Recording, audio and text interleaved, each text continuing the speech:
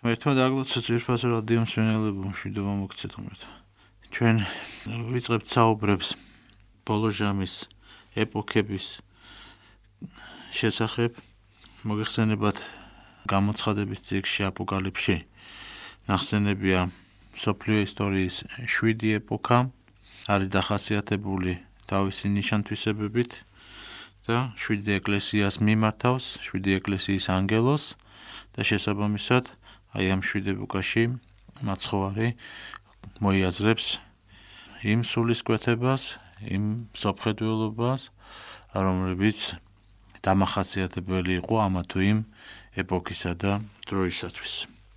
და ბოლოს მაცხოვარი ლაოდიკიის ეკლესიას მიმართავს და განსაკუთრებულად საინტერესო ცხადია ჩვენთვის არის ბოლო ლაოდიკიის ეკლესიის ეპოქა, რომელშიც ჩვენ ვცხოვრობთ, მაგრამ ვიდრე ამაზე დავიწყებდეთ საუბარს, ორიოდე სიტყვით განვიხილოთ ეს მოკლედ 7 მსოფლიო ეკლესიის ეპოქები და თუ მოკლედ როგორ ახასიათებს მას უფალი, რა თვისებებით გამოირჩევენ ისინი და შემდეგ გადავიდეთ უფრო ჩვენი ეპოქის განხილვაზე, რომელიც უმნიშვნელოვანესია და განსაკუთრებულად გვაწუხებს ჩვენ დღეს.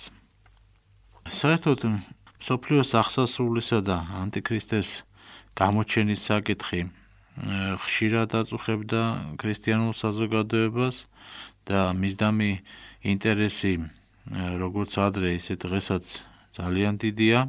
პროგრესის მომლოდინი ადამიანებთან ერთად ხშირად ჩვენ შევხვდებით აპოკალიფსის ფუსლებში ჩაღმოვებულებსაც, რომლებსაც სურთ გაიგონ თუ რა ელის კაცობრიობას თავის უკანასკნელ ჟამს, მოისმენთ საიდუმლო ხილვების შესახებ, რომლებიც სოფლის აღსასრულს წინასწარმეტყველებენ, რომ მსოფლიოს აღსასრულის მოახლოებას წმინდა სერაფიმე სარაველი მაგალითად უკავშირდა მეტად პოპულარულ ქადაგებელს, როგორც არის წმინდა იოანე კრონშტანტელი და ეს წმინდანი განსაკუთრებულად მკაფიოდ განმარტავს აი ამ 7 მსოფლიო ეკლესიის ეპოქას და განსაკუთრებულად ბოლო ჟამის ლაოდიკიის ეკლესიას.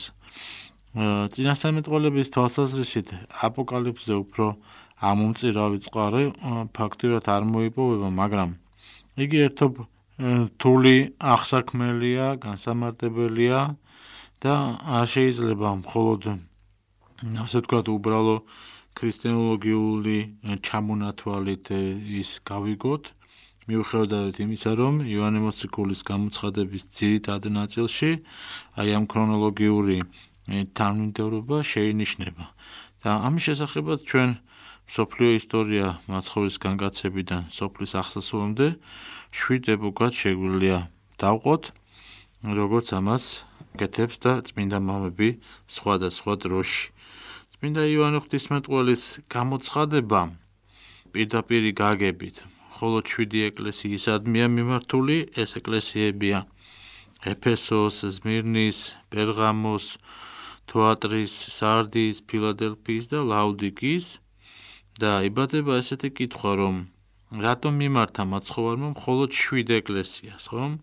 ამის შესახებ წმინდა ანდრია კესარიელი აპოკალიფსის განმარტებაში ასეთად ამის შენიშნავს, რომ ვინაიდან მრავალი იყვნენ ადგილ-ადგილ ეკლესიანი, ამან 7-თაოდენ მიუწერიაო. 7-სა მასა რიცხვისა მის ყოველთა ეკლესიათა იტყვისო. ანუ მაცხოვარი 7 ეკლესიის სახელით მთლიანად მთელ მსოფლიო ეკლესიას მიმართავს, ხოლო რიცხვი 7 ცხადია სიმბოლური მნიშვნელობისაა. ამრიგად გამოცხადების მიერ მოცემული ეს 7 ეკლესიის დახასიათება მსოფლიო ეკლესიის არსებობის, სწორედ რომ 7 თანმიმდევრული პერიოდის დახასიათებად უნდა მივიჩნიოთ ჩვენ. ისიც უნდა აღინიშნოს, რომ ვერც ერთი ეპოქისათვის ვერ დავადგენთ ჩვენ ზუსტ საზღვრებს რითაც შესაძლებელი გახდებოდა წინა ეპოქის მაგალითად გამოყოფა მეორე მომდევნო ეპოქებისაგან. ყველა ეპოქა თავისი დროის რაღაც ქრისტიანულ სულისკვეთებას გამოხატავს და ჩვენ შეგვიძლია შევნიშნოთ, რომ დღევანდელ ეპოქაშიც თუ მეტწილად ის ლაოდიკიური თვისებებისა, შევნიშნოთ ფილადელფიური თვისებების თუ სხვა ეფესოს სხვა ეკლესიის თვისებები, რომლებიც ასევე მჟღავნდება ჩვენს ეპოქაში. ამიტომ მოდით მოკლედ ჩამოვაყალიბოთ ახლა ჩვენ აი ამ ეპოქების რაობა. პირველი ეს არის ეფესოს ეკლესიის ეპოქა და მოციქულის ქადაგების პერიოდს მოიცავს ის, ანუ პერიოდს მაცხოვრის განკაცებიდან ქრისტიანთა პირველ დევნამდე და გამოცხადება დიდად აქებს ეფესოს ეკლესიას მის საქმიანობას და ესეთი სიტყვებით, რომ ვიცნი საქმენი შენი და შრომანი შენი და მოთმინებայի შენი და ვითარმედ ვერ ძალგის ტვირთვად უკეთურთა მათა და გამოსცადე იგინი, რომელნი იტყვიან თავთათვის და მოციქულა და არა არიან და პოვენ იგინი მტყوار. ესე იგი, აქ ხედავთ ჩვენ, რომ თავად სახელი ეფესოს სახსურვალს ნიშნავს და ეფესოს ეკლესიას დიდ შეფასებას ანიჭებს მაცხოვარი, იმისთვის რომ მან ჭეშმარიტი, ესე იგი მოციქულები, ცრუ მოციქულებისაგან განასხვავა, მაგრამ ამავე დროს გამოაცხადა უკვე აძლევს ეკლესიას რაღაცნაირად თავისებურ საყვედურს, რომ ამბობს სიყვარული იგი შენი პირველი დაუტევეო. ანუ შემდეგ მაცხოვარი ამბობს, რომ პირველი საქმენი ქმენ უკვე თუ არა მოვალ, ადრე და აღუძრა სინათლე შენი ადგილისაგან თვისისა, უკვე თუ არა შეინანო.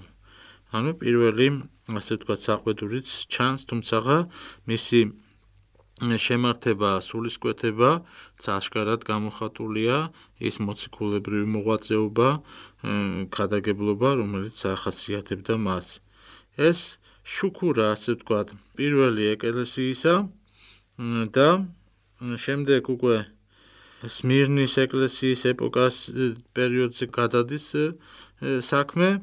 ამრიგად პირველი აპოკალიფსური ეპოქა, ესე იგი ათეული წლების არაუმეტეს 100 წლის განმავლობაში გრძელდებოდა, ვინაიდან სმირნის ეპოქაში სხვა თვისებები არის დაფიქსირებული. ანუ თავისი სიმბოლური მნიშვნელობით დევნას ნიშნავს ეს სმირნის ეკლესიის ეპოქა და ღვთის სიტყვა სმირნის ეკლესიას, ანუ მეორე ეპოქას ქრისტიანობის მოსალოდნელი დევნის დაწყებას მოასწავებს და ანუგეშებს, რომ ნუგეშინიან საქმეთა მათაგან, რომელთა ეგულების მოწევნად შენზე და ანუ რა საქმეები, რომ დევნა დაიწყებოდა ხო ღვთის სიტყვისა და ამის გამო ნუგეშინიათო. რამე თუ ახა ესე რა ეშმაკსა ეგულების თქვენგანთანი შთაგდებაი საპყრობილესა, რაითა გამოიცადნეთ 10 დღე. 10 დღეში აქ ეგზეგეტები, განმარტებლები გულისხმობენ 10 დევნას, რომლებიც არსებობდა და ჩვენ შეგვიძლია მოკლედ ჩამოვაყალიბოთ ეს 10 დევნა. პირველი ეს ნერონის ეპოქა, დევნა როდესაც დაიწყო 64 წელი, მეორე დომიციანეს ეპოქაში 91 წელი, მესამე ტრაიანეს, მეოთხე მარკ ავრელიუსის 177 წელი, შემდეგ სეპტიმე სევერის ეპოქა 202 წელი, დეკის ვალერიანეს, შემდეგ არის ავრელიონიანეს და შემდეგ დიოკლეტიანეს ეპოქა და მაქსიმიანეს ეპოქა, ეს 311 წელი. ანუ ქრისტიანობისთვის მეტად მძიმე სმირნის ეპოქა დაახლოებით კონსტანტინე დიდის პერიოდამდე, ანუ 200 წელზე მეტხანს, ესე იგი გრძელდებოდა და ყურადსაღებია, რომ გამოცხადება არც ერთ საყვედურს არ აძლევს სმირნის ეკლესიას, მხოლოდ ეუბნება, რომ ვიცნი საქმენი შენი და ჭირიო. ანუ ეშმაკთან ბრძოლაში გამარჯვებულს კი მეორე, ესე იგი სიკვდილისაგან ხსნას პირდება, რომელმაც ძლოს და არა ევნოს მას სიკვდილისა მისგან მეორესაო. აი ეს არის ცხადი და უცხადესად განცხადებული, რომ მეორე სიკვდილი რა არის? მარადიული ტანჯვა, ხო? აი ამ მეორე მარადიული სიკვდილისაგან იხსნასო. და მესამე ეპოქა, ესე იგი, პერგამოს ეკლესიის ეპოქა, ნიშანდობლივია იმით, რომ ეკლესია ცხოვრობს იქ, როგორც გამოცხადება ამბობს, სადა იგი ეშმაკი მკვიდრარს. ნახეთ, როგორი შეფასება ამ პერიოდში ეტყობა სერიოზული ცვლილებები მოხდა, რამაც ძალიან გაართულა ეკლესიის მდგომარეობა, დიდი სირთულის მიუხედავად ეკლესიამ მტკიცედ დაიცვა ჭეშმარიტი სარწმუნოება, რის გამოც მაცხოვრისაგან განსაკუთრებული ქება დაიმსახურა და აი ამ პერიოდში სხვადასხვა მწვალებლობის არსებობის გამო ეკლესიას მრავალი საყვედური მიეცა, მაგრამ მაცხვარი ამათაც ანუგეშებს და ამბობს ესეთ სიტყვებს, რომ მოვალ შენ და ადრე და ბრძოლყო მათანა მახვილითა პირისა ჩემისათა. ამიტომ პერგამოს ეპოქა, ესე იგი, ეჯგარეშე მსოფლიო კრებების ეპოქად უნდა მივიჩნიოთ, რომელზეც იქნა დამარცხებული ყველა ერეტიკული აზრი თუ შეხედულება. მეოთხე ეპოქა, ეს არის თეატრის ეკლესიის ეპოქა, ანუ ახალი ისტორიის პერიოდია, ეს არის უფრო მე-13-მე-14 საუკუნეები. გამოცხადება ამ პერიოდის ეკლესიის სიყვარულსა და სარწმუნოებას უქებს, ანუ ამბობს ესეთ სიტყვებს, რომ ვიცნი საქმენი შენი და სიყვარული და სარწმუნოებაი შენი და მსახურებაი და მოთმინებაი და საქმენი შენი უკანასკნელი უმრავლესნი პირველისა, მაგრამ აქვე მაცხოვარი კვლავ საყვედურობს აი ამ ეპოქას გავრცელებული მწვალებლობების და გაყვნილების გამო. ასევე გამოცხადება, ესე იგი, სიახლის ძიებისაგან, ესე იგი, მორიდებას გვირჩევს, არამედ რომელი გაქუს დაიმჭირეთ, ვიდრემდე მოვიდეო. ანუ არავითარი სიახლის შემოღება სარწმუნოებრივ საკითხებში არ შეიძლებაო და რომელიც გახარეთო, ის სიმართლეო, ის დაიჭირეთო, ის გეპყრათო, მტკიცეთ და მყარათო. ამ სიტყვებით გვახსენებს, რომ ჭეშმარიტება განცხადებულია და ის გამოკვლევას არ საჭიროებს. არამედ მას უნდა დავემორჩილოთ და ვისხოვროთ მისი სწავლების მიხედვით. საერთო ჯამში თეატრის ეპოქა ღვთის საქმეს ემსახურება, რადგან აპოკალიფსის, ესე იგი, მას წარმართებზე ხელმწიფებას პირდება, ასეთი სიტყვებით, რომ მივცე მას ხელმწიფებაი წარმართა ზედა და მწყსიდეს მათ კვერთხითა რკინისათო. მეხუთე სარდიის ეკლესიის ეპოქა. როგორ ხასიათდება ახლა ის სამწუხარო ეპოქებს მიეკუთვნება სარდიის ეპოქა. ამ პერიოდის აპოკალიფსური დახასიათება თითქოს და ჩვენს აი ამ ფსევდოქრისტიანულ სახეს წარმოგვიჩენს და ეს სიტყვები ამას ცალსახად ადასტურებს, რომ ვიცნი საქმენი შენი რამე თუ სახელი გაქუს და ცხოველ ხარ და მკვდარ ხარო ამავე დროს. ესე იგი, ვიციო შენი მდგომარეობა, ესე იგი, თითქოს და გაქუსო, ანუ გარეგნული სახე გაქვს, მაგრამ შინაგანაც სულიერად მკვდარი ხარო, ასე ვთქვათ. მაცხოვარი ვერანაირ ნუგეშ ვერ პოულობს სარდიის პერიოდისათვის, ის მხოლოდ სინანულისაკენ მოუწოდებს აი ამ ეპოქას, იმ სიტყვებით, რომ იხსენებთ უკეთუმცა ვითარ მიიღე და შეინანე, ხოლო უკეთო არ ამღვიძარე იყო, მოვედი შენზე და ვითარცა პარავი და ვერასცნა, რომელსაც ჟამსა მოვიდე შენზედაო. აი ეს სიტყვები ცალსახად ადასტურებს, რომ მოვალ აუცილებლადო და მოვიკითხავ შენ საქმეებსო და სინანულის მდგომარეობაში უნდა დამხვდეო და მიუხედავად ესოდენ მძიმე მდგომარეობისა, აი ამ სარდიის ეპოქის ქრისტიანული, ესე იგი, სამყარო საბოლოოდ ჯერ არ დაღუპულა და მასში კიდევ უდიდესი, ესე იგი, აღმავლობის ძალა დაფარული, რომლის ხვედრი უკვე შემდეგ ეპოქას ერგება და ეს არის მე-6 ფილადელფიის ეკლესიის ეპოქა და სარდის ეპოქის დაცემის მიუხედავად ჩვენ ხედავთ, რომ ქრისტიანობის მსოფლიო მისია ამით არ მთავრდება, და მას უდიდესი სულიერი აღმავლობა მოჰყვება, უდიდესი სულიერი წინსვლა, რადგან ფილადელფიის ეკლესიის აპოკალიფსის არც ერთ საყვედურს არ ესე იგი ვისმენთ ჩვენ და მხოლოდ ქებას და ქებით იხსენებს მას წმინდა წერილი. აღსანიშნავია, რომ აი ამ პატივის ღირსი გახდა პირველი ეპოქაც და ისიც კი არ გამختარა ამდენად და მხოლოდ მეორე მოწამეობრივი ეპოქა და ეს მეექვსე, რომელიც სიმბოლური მნიშვნელობით ძმურ სიყვარულს ნიშნავს. აი ამ პერიოდში ეკლესია მცირერიცხოვანი იქნება, მაგრამ მტკიცედ შეინარჩუნებს ღვთის სიტყვას. ამას ადასტურებს ეს სიტყვები წმინდა გამოცხადებისა, რამე თუ მცირე ძალი გაქვს და დაიმარხე სიტყვაი ჩემი და არა უარყავ სახელი ჩემი. ჯილდოთ აი ამ ღვაწლისა და ეკლესიისკენ ესეთი მოქცევაი მიუხედავად იმისა, რომ მცირე ძალა აქვს, ყურადსაღები არის ძალიან მნიშვნელოვანია.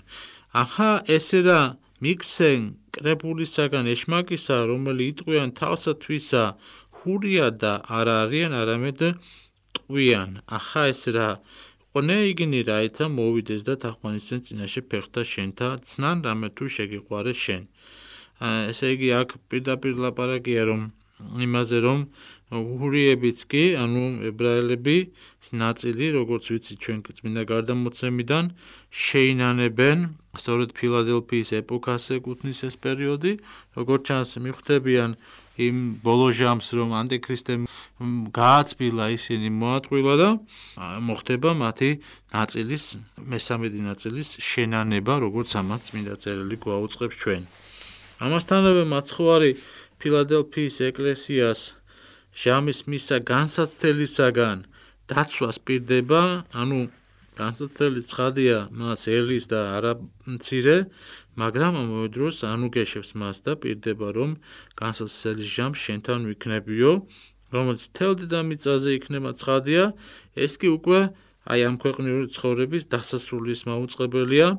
მაცხოვარი ამგვარად მიმართავს ფილადელფიის ეკლესიას, მოვალ ადრე იპყარ, რომელი ეგე გაქუს, რაითა არავინ მიგიღოს გვირგვინი შენიო. საურავდოა, რომ მრავალნი, ესე იგი, სახელად ქრისტიანები სულიერად უფრო და უფრო დაეცემიან, რადგან მსოფლიო მეშვიდე, ესე იგი, ლაოდიკიის ეპოქა იწყება და გადავდივართ აი ამ ბოლო ეპოქაზე, რომლის შესახებაც მაცხოვარი ამბობს, რომ მეგულების აღმოგდება ისინი პირისაგან ჩემისაო. ანუ ლაოდიკიის ეკლესიის ეპოქა ყველაზე საბრალო ეპოქაა ეპოქებს შორის და ამით დასრულდება ის უდიდესი უბედურებები, რასაც ქვია ანტიქრისტეს მოსვლა და გამეფება და შემდეგ დადგება სოფლის აღსასრული. აი ეს არის ძმანო და დანო მოკლედ წარმოჩენილი, ესე იგი 7 მსოფლიო ეპოქის რაობა და დახასიათება. ცხადია ამ წმინდა მამები და თანამედროვე ღვთისმეტყველებშიც არაერთ შესანიშნავ განმარტებას პოულობთ, მაგრამ ჩვენ ახლა გადავდივართ აი ამ ბოლო ჟამის ლაოდიკიის ეკლესიის ნიშანთვისებებზე, მის განხილვაზე, რადგანაც როგორც გითხარით, ის საკმაოდ შეესაბამება იმ სულისკვეთებას, რომელიც ჩვენს ეპოქაში არის. თუმცა ფილადელფიის ეკლესიასაც, რომელიც მცირე ძალი აქვსო, ისიც ჩვენ დროს შეესაბამება, მაგრამ ჯერ მოდით დავიწყოთ აი იმ ლაოდიკიური სულისკვეთები და იმ სულიერი პორტრეტით, რომელიც ნეგატიურად აისახა თანამედროვე ქრისტიანებში და რაზეც